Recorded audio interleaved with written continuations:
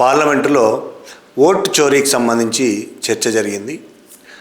Vote చోరీ మీద భారతదేశ వ్యాప్తంగా చాలా పెద్ద ఎత్తున కొంతకాలంగా చర్చ జరుగుతోంది. రాహుల్ గాంధీ ప్రెస్ మీట్లు పెట్టి మరి ఏ రాష్ట్రాల్లో ఎన్నికల్లో ఓటు చోరీ జరిగిందో వివరంగా ప్రూఫ్లతో సహా ఎన్నికల కమిషన్ ఇచ్చిన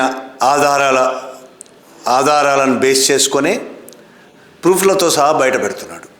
హర్యానాలో, బీహార్లో, కర్ణాటకలో ఇట్లా అనేక రాష్ట్రాల్లో ఓటు చోరీ ఎలా జరిగిందో చాలా వివరంగా భారతదేశం ముందు, ప్రజల ముందు ఆయన పెడుతున్నాడు. దానికి ఆయన ఉపయోగించిన ఆధారాలు మొత్తం ఎన్నికల కమిషన్ ఇచ్చిన పేపర్లలోంచే, డాక్యుమెంట్లలోంచే చూపిస్తున్నాడు. ఈ నేపథ్యంలో పార్లమెంట్లో దీని మీద చర్చ జరగాలని పట్టుబట్టింది కాంగ్రెస్ పార్టీ. రాహుల్ గాంధీ కూడా పట్టుబట్టాడు. ఎక్కడెక్కడ ఓటు చోరీ ఏ విధంగా జరిగిందో బహిరంగంగా పార్లమెంట్లో కూడా చెప్పారు వాళ్ళు.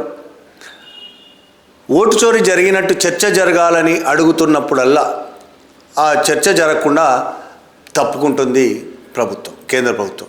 కారణం ఏదైనా కావచ్చు, దానికి ఆ చర్చ జరగడం దానికి ఇష్టం లేకపోవచ్చు, ఆ చర్చ జరిగితే నిజాలేమైనా బయటపడతాయనే భయం కావచ్చు. స్పీకర్ కూడా సహజంగానే అధికార పక్షానికి, బీజేపీ పక్షానికి మద్దతుగా ఉంటాడు. సహజం, అది జరుగుతున్న క్రమం. నిజంగా స్పీకర్ స్వతంత్రంగా ఉండాలి, కానీ చాలా కాలంగా అది జరగడం లేదు. కాంగ్రెస్ కావచ్చు, బీజేపీ కావచ్చు, ఎవరున్నా, రాష్ట్రాల్లో ఎవరున్నా స్పీకరు అధికార పక్షం వైపే ఉంటాడు.